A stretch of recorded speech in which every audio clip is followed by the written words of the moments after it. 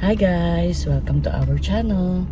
So today is July 2, 2026. It's already 6:35 in the morning and papunta ako ngayon sa aking BLS training. Samahan niyo ko!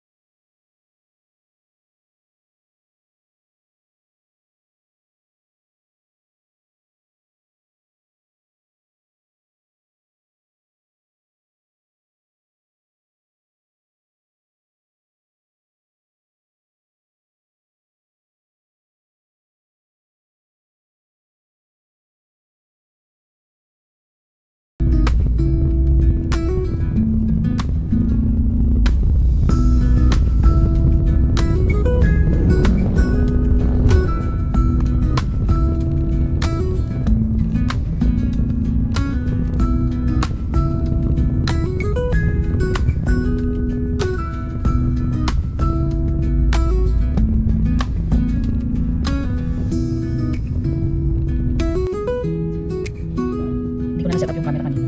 Pero papunta na ako doon sa training center. Bibili na akong coffee. This isang iced Spanish latte na large. Iced Spanish latte? Yun lang po. Yun lang po. Thank you. Wala kasi akong ayos na nilagyan ng coffee sa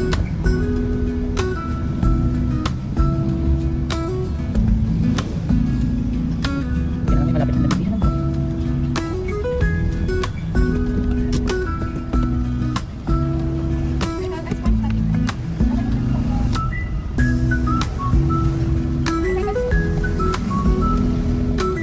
Ito is 55. Thank you. Matutumba kasi itong lalagyan ko ng selfie dito sa ating. So, ano ba kayo? Andito na ako sa venue. Kaya medyo maaga ako umalis. Kasi sabi ko baka may problema ako sa parking.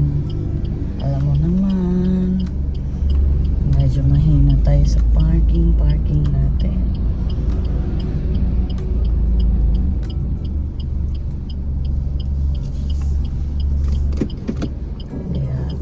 Umalis ako sa bahay naman.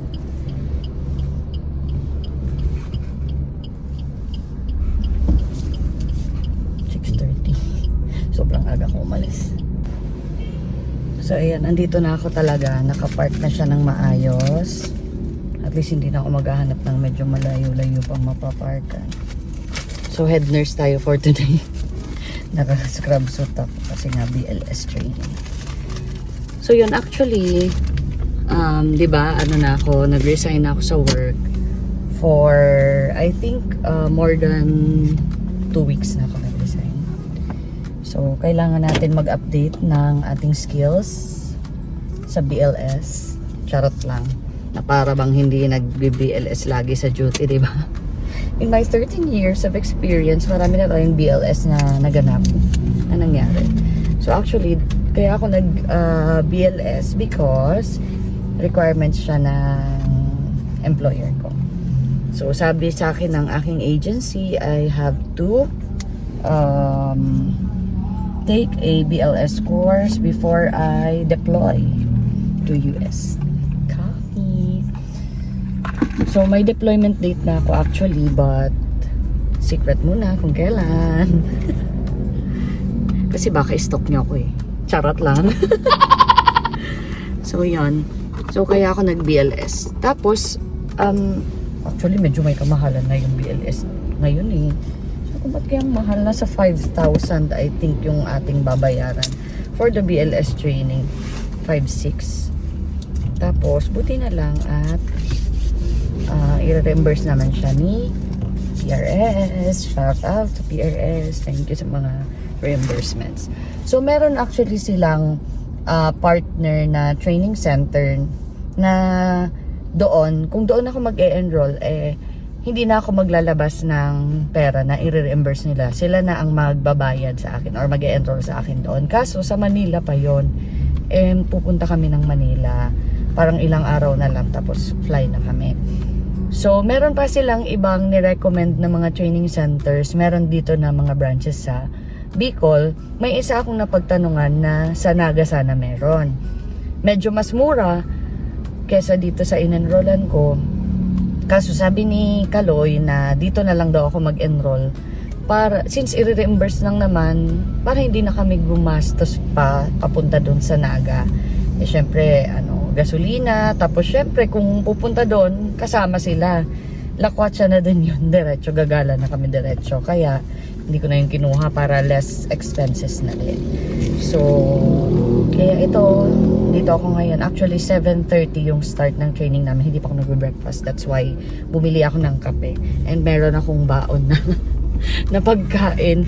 Kasi nga, maaga akong umalis sa bahay. So, ayan, meron tayong tinapay. Actually, may dala akong packed lunch. Kasi sabi ko baka may lunch break. Kasi may nakita ako sa TikTok na nag-training din sa same training center. Pero 10:30 in the morning tapos na siya. Pero sabi ko, what if maghapon siya para hindi ko naalis. Alam mo naman ang problema natin sa parking. Kaya, nagdala na ako ng lunch para dito na lang ako magla-lunch. So, kain tayo. I have my bread and my coffee here. So, kain tayo guys. Tapos, after ko kumain, magre-review din ako muna. Magbabasa-basa muna ako ng konti sa aking notes. Kasi malay mo, nakalimutan ko na. Kasi 2 weeks na akong unemployed. Charot lang. Sige. See you later. Bye!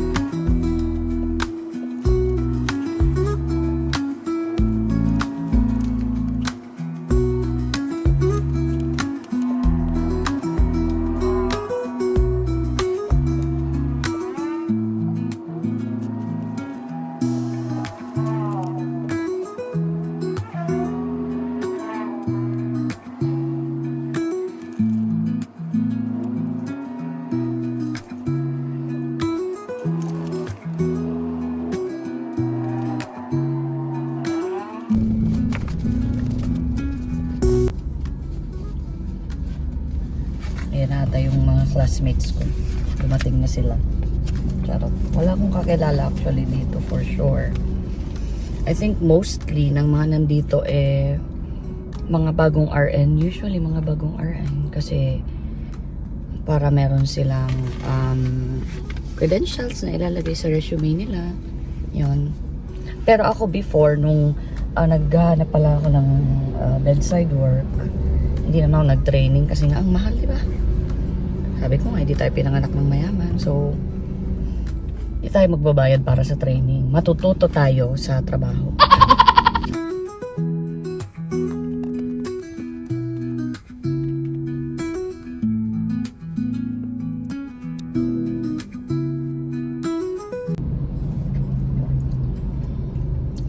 Pampagising because natulog na naman kami ni Papa kagabi 2:00. Kakanood namin ng YouTube vlogs.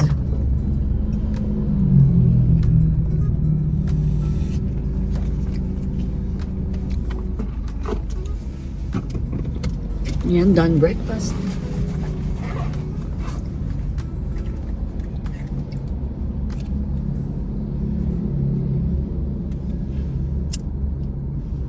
Mag-ayos muna ako kasi alam niya naman.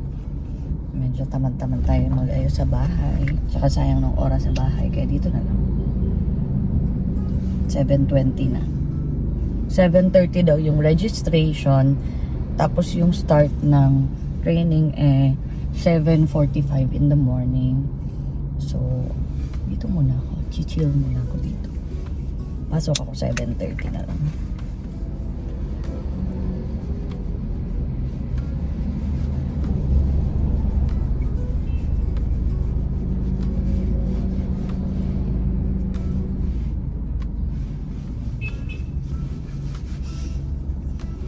Actually, di ko alam kung ano mga sasabihin ko pag nag-vlog.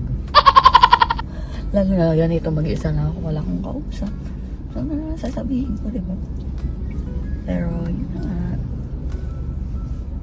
Kailangan natin mag-vlog para updated kayo sa life. Kasi I'm sure inaabangan nyo na yung mga update namin sa buhay-buhay, gano'n.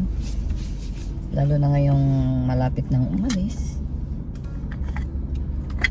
Pero hindi pa nga kami namimili ng mga pasalubong. Hindi pa kami nag-aayos ng gamit. Marami pa kaming kailangang gawin. Kumukuha pa si Kaloy ng mga credentials niya sa school. Kasi syempre kailangan niya naman yan pag mag-a-apply siya ng work pagdating sa America.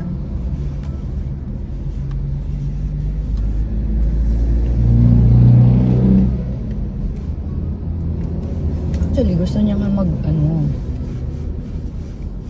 fire department ulit. Pero Diyos ko, ayoko na. The stress is on me.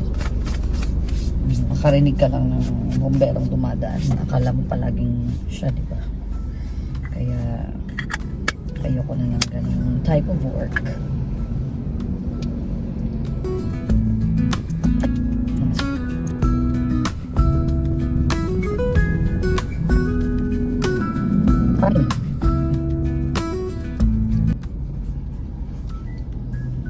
Sabi dito sa training, kailangan daw na naka-scrubs. Buti lang na may scrubs at pa ako sa bahay.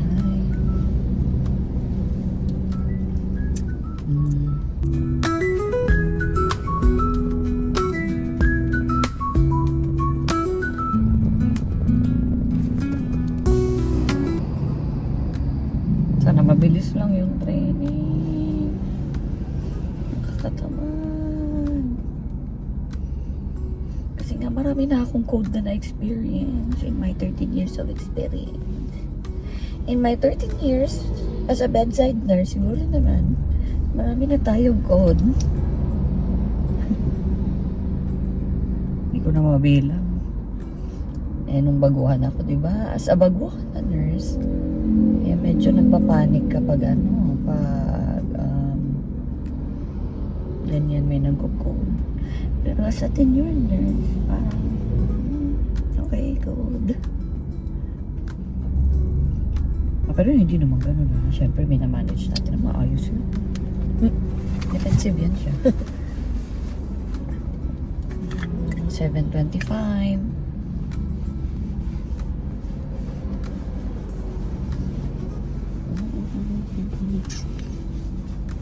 Maayos na ba? Maayos na ba, guys? Ganda.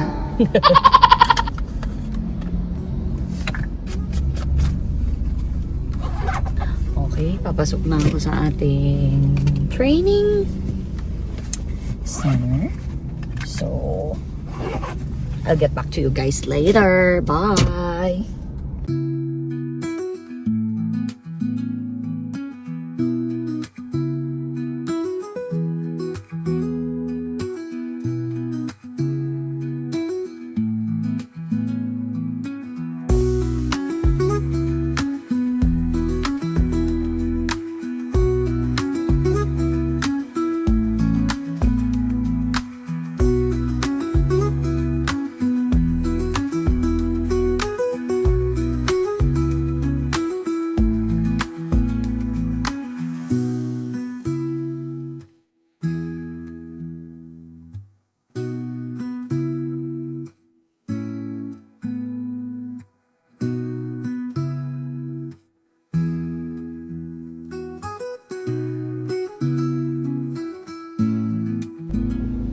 Hi guys, I'm back. Tapos na yung aking BLS training. It's just 9:45 in the morning and tapos na ako kaagad. Nag-start kami 7:45, 8 and 9:45, 2 hours lang. Tapos na ang BLS. So, tinuro doon yung syempre chest compressions, rescue breathing. Yun lang naman yung talagang focus niya. And of course, yung ating yung first aid for choking sa adults and pedia and infant cases, pero more on CPR talaga, BLS talaga yung focus nila. So, na-practice yung ating CPR techniques, mga ganon. Chest compressions. Yon. So, ipapakita ko sa inyo kung ilan ang score ko sa chest compressions. Nakakatawa lang kasi meron kaming parang individual practice na mag-chest compressions ka to adult patients. Actually, adult dummy yung nandoon. Siyempre, alam mo, pasyente, di ba? And then, meron ding infant na dummy. So, pinag-chest compressions din tayo doon sa infant dummy, and also yung rescue breaths natin pinagawa doon. Nakakatawa kasi may scoring pala yung ang galing kasi merong scoring yung ating chest compressions and ventilations. Ang galing nitong nung BLS nito kasi first time ko na makakita na nag-score na parang siya, parang computerized, parang nafe-feel niya yung compressions talaga and ventilations doon sa each mannequin. Amazing, first time ko yun. Kasi before, pinag-BLS kasi ako ng Esteves before, medyo mga 2 or 3 years pa lang ata ako sa Esteves. Yun na yung pinaka-last kong BLS, ACLS. So, ang next, eto na. So, yung practice ko sa hospital talaga siya. So, ngayon, nakita na medyo marunong pa naman tayo mag chest compressions, mag ventilations. So yan, ipapakita ko sa inyo yung scores. Kaso we are not allowed to take videos, kaya hindi ko sa inyo may share kung ano yung naging itsura sa training. Pero medyo may nanakaw tayong video, kaso hindi masyadong nakita kasi yun yung yung sa choking sa infant, yun yung nakuhanan ko ng video, pero hindi pa rin siya masyadong kita. Pero na-videohan ko yung place. So nakita doon yung dummy na adult and yung infant. So yun yung pinagpraktisa natin ng chest compressions natin. Nakakatawa din kasi yun nga, may individual na chest compressions, meron ding by group. So we were divided into 3 groups and each group has 3 members. So 2 member yung nag-chest compressions and 1 for the ventilation. Yung una kasi nag-chest compressions individually.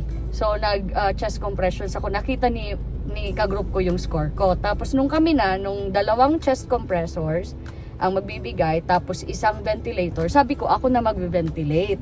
Kasi nga, yung isa kong kasama, medyo nakita ko, parang kailangan mo siyang tapikin para gawin yung gagawin niya. So sabi ko, ako na sa ventilation kasi less yung practice sa ventilation compared sa compression. So sabi ko, ako naman sa ventilation. Kaso yung isa kong kasama, ma'am, ikaw na mag-compression kasi parang magaling ka mag-compressions. So sige, sabi ko, sige, pinagbigyan ko na lang. So yun, nag-compressions kami. Parang sinet ni ma'am facilitator namin yung system into 2 minutes. So 2 minutes kami mag-chest compressions and ventilation. So bale 30 compressions and 2 ventilations after. So yon, alternate kami mag-chest compressions. 30 ako, tapos ventilate. 30 naman yung isa kong ka-team, tapos ventilate ulit. Pero yung ventilator na nagbibigay, isa lang, yung rescue breaths. So yun, nakakatawa kasi okay, kumpleto na kami sa chest compressions namin. 30 na ako. Sabi ko, ma'am, compress ka na. Si ma'am, mag-compress. Ay, sabi ko, sige, palit naman kami. Si ma'am naman nagko-compress. Sabi ko, okay, goods. Tapos yun, nung natapos na yung yung 2 minutes, nakita namin yung score. Nakita ko yung score. 87, hindi ko na napicturean 87 lang ata yung score namin. Tapos yung mga kasama namin, 94, 91. Sabi ko, my God, where did I go wrong? Charing. So, yan. Tapos, ang ganda din nung nila, yung talagang parang program nila na pinakita. Kasi makikita doon kung saan ka ba nagkulang? Saan ba ako nagkamali? Sa compressions ba? Sa rescue breaths ba? Kasi nakikita doon kung masyadong mababaw ba yung compressions mo, masyadong mabagal or masyadong mabilis, masyadong malalim yung compressions. And sa ventilation naman, makikita doon kung sobrang air yung nabibigay mo sa dummy or less. So yon, chinek yung first group, nakita doon na parang meron silang shallow na na compressions, meron din na fast, tapos complete yung nila compressions to ventilations. 30:2 talaga. So kami naman, sabi ko may mali ba sa compressions ko? Kasi si ma'am, facilitator, parang inano niya kanina, pinansin niya ako na ma'am masyadong mabilis compressions mo. So syempre inayos natin. So pagdating doon, ay ang ganda ng compressions namin, P. Like all green. Ibig sabihin, maganda yung compressions. Kasi yung naunang group, parang maraming, may mga red sila doon sa, parang itemized. May itemized kasi doon kung saang item ka ba nagkamali. Exam ba ito? So yun. Tapos nung nakita sa rescue bets namin, isa lang ang nabibigay na rescue bets ng teammate ko. Every 30, isang rescue bets lang yung nabibigay niya. So feeling ko kinakabahan siya kasi parang inano ko siya, sinabihan ko siya bago kami mag-start na sabi ko, ma'am, after 30, bigay ka ng ventilation ha, bago pa kami mag-start nun. Tapos yun, baka kinabahan siya sa akin. Kasi, Oh my God! leader man ngayon, ini si madam. Feeling mo naman examination siya. So yun lang naman. So at least I know that I give quality chest compressions. Wow. So yun lang naman share ko sa inyo. So yun, for the update lang kami ngayon sa inyo. Kasi ngayon nag-BLS ako for tawag nito for as requirement ng ating employer. So yun, kaya lang naman ako nag-BLS para doon. So yun lang. So, if ever you have questions, suggestions, or kung gusto niyo mag-shoutout tayo, kahit hindi naman tayo sikat, pwede naman ako mag-shoutout. Tapos, if you have other concerns or may suggestions kayo kung anong gusto nyong ipa-vlog sa amin, pwede naman kami mag-accept ng suggestions. So, thank you for watching. Please don't forget to like and subscribe. Bye! Happy Thursday, everybody! Bye!